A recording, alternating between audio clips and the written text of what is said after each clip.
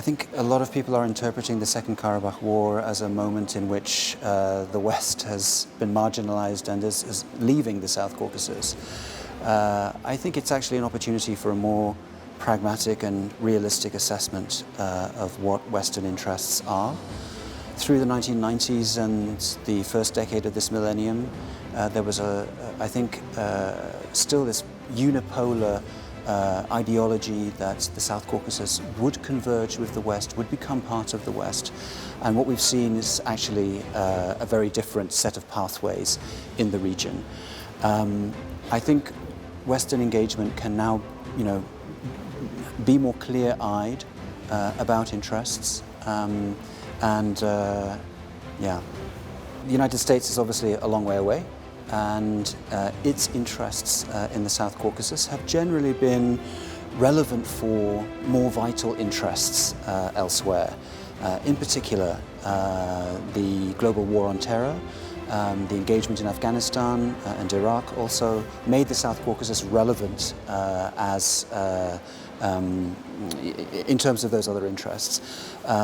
Managing a relationship with Russia has also been a key US interest, which has made the South Caucasus relevant. I think for the EU, there is a different sort of set of interests and outlook.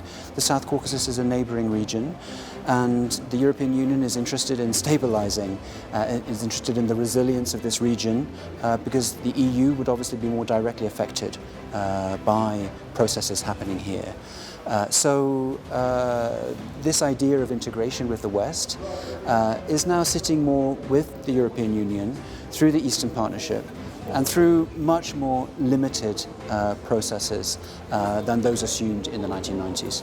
I think for a long time the South Caucasus was imagined as one of a number of contexts where it was all about a Russian-Western dynamic, a bipolar dynamic.